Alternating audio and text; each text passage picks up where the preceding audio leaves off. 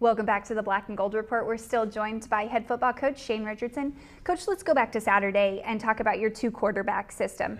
Reggie Pinner finished the game with 121 yards and a touchdown on 15 of 24 passing, and Seth Owen finishes 11 of 14 for 65 yards and a touchdown pass.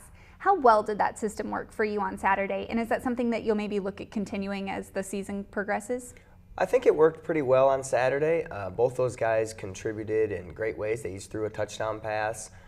Reggie, I think, had a few more attempts than Seth, but they were both very efficient, I think, in what they did.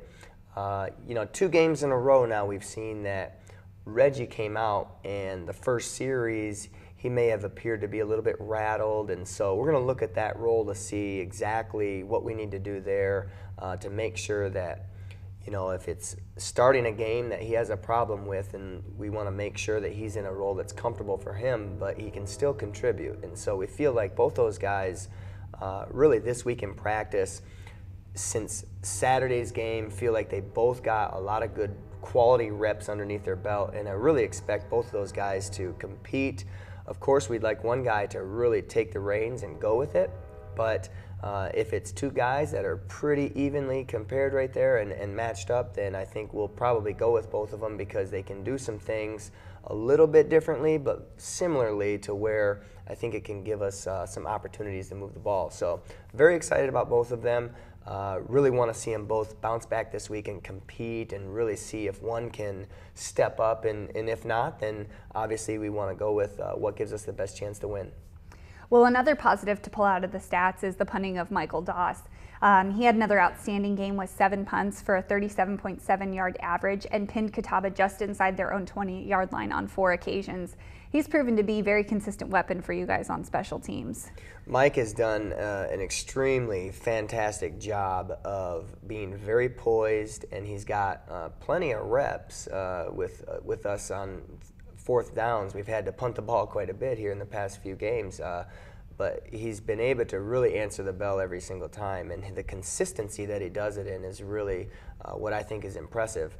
There might be 1 or 2 punts here and there that maybe could be a little bit better, could be a little bit longer, could be a little bit better directionally, but by and large, he has been a very consistent weapon for us, and we really rely on him heavily to gain great field position for us when it comes 4th down and we have to punt.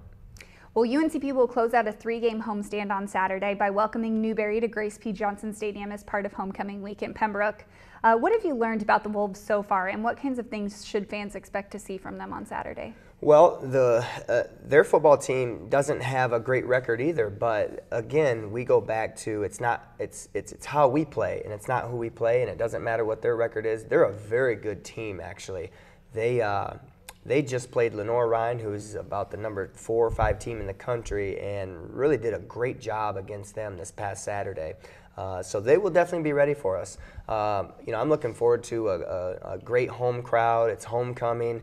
Our guys, I think, are going to be really fired up, and we're obviously hungry to get a win, and we're hungry to be able to do what it takes to get a win. And so they'll pose some problems. They've got an offense that really does some different things. Their defense has been very sound in the past, and again, I think they're doing a great job this year defensively. And so we're going to need to make sure that we attack them in some different ways and make sure that we stop some of their quarterback run stuff, and they're pretty balanced, and so we'll have to have a great plan this week. But if we can focus on ourselves this week and be at our best, I look forward to a great game on Saturday. All right, thank you, Coach, so much, and we'll see you next week. Thank you. We're going to take our next break. When we come back, we're going to talk to head women's soccer coach Lars Anderson, so stay tuned.